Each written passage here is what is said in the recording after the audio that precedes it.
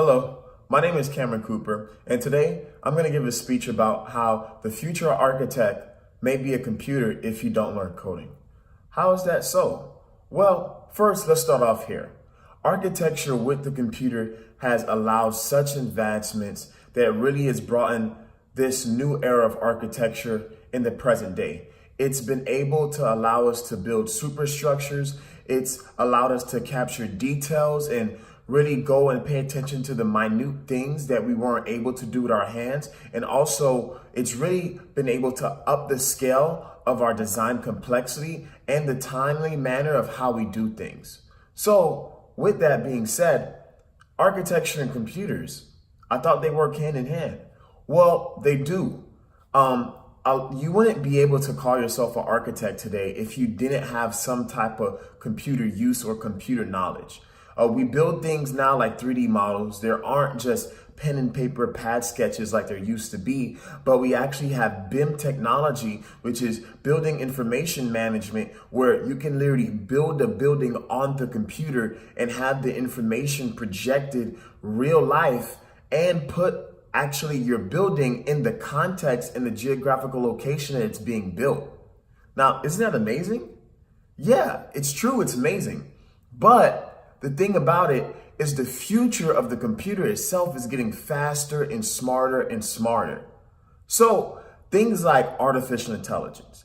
Artificial intelligence it creates a great opportunity for us to be able to advance our technologies. It allows computer computation to do the data and research itself without us even getting interference with it. It also stretches the human capabilities.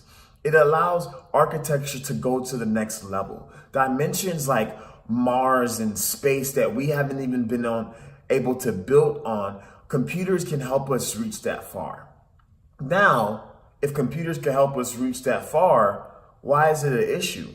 Well, truth be told, if computers can really get to that data where they don't even need us to do it, then what's the purpose of an architect anymore? We'll be useless. And in that way, really, it will change our dynamic from just being able to draw things by hand and sketch and even do 3D models to now become coders. The next phase of architects are coders. The reason why is because our computers are growing at a faster rate and they're doing things and they're capable of things that are beyond now even the architectural reach. They're stretching beyond limits of even our own powers. So what does that mean? That means it's time to reevaluate the wheel of an architect.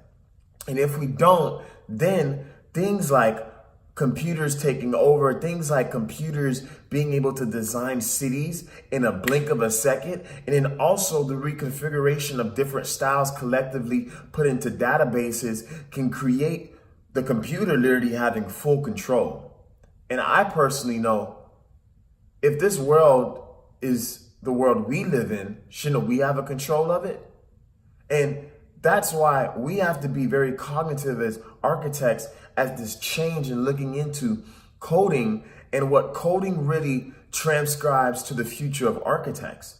Architects are no longer people that's just going to be designing space and people that's just going to be doing buildings, but now we're going to actually have to get hands in with what is going on with the computational matter of these programs that we're using. How is artificial intelligence picking up the information? And not only that, how are we controlling and limiting this to our safety? Because if we're just letting these computers do the work and build, that means that sooner or later, these computers will have no one to respond to. There won't be any claim for intelligent design as far as human productivity, but all the information that the computers gather itself. It really just won't be a service to the history of architecture and the service of history to our world. We've created this world and therefore we should take control of it. Not only us that are aspiring to be architects, but you.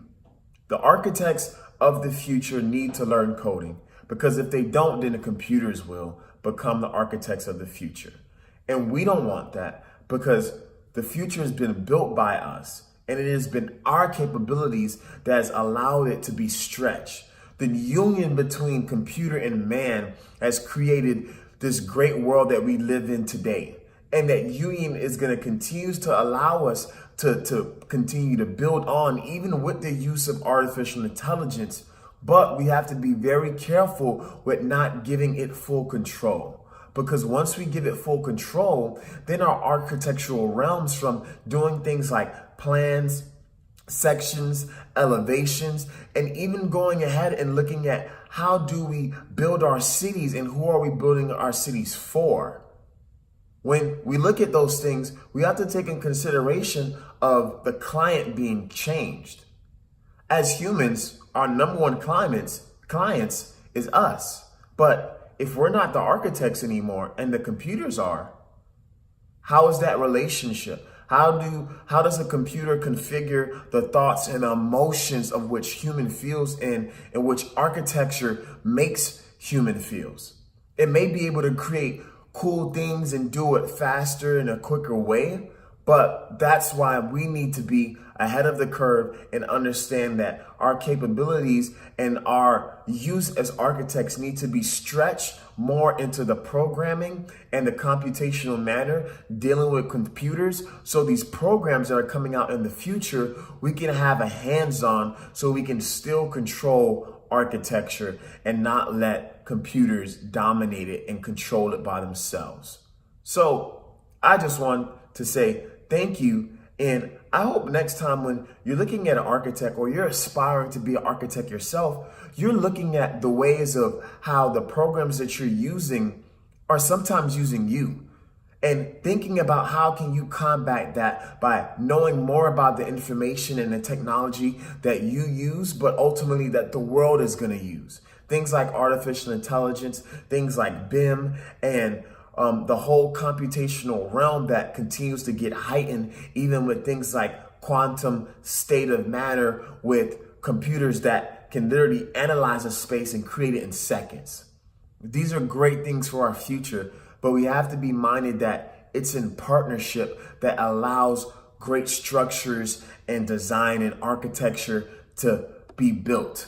And we want to remain in control before we lose control to the things that we create as architects, which transcends space. It creates moments and times, emotions, and really ultimately help our lives be a better place here on earth. Thank you, guys.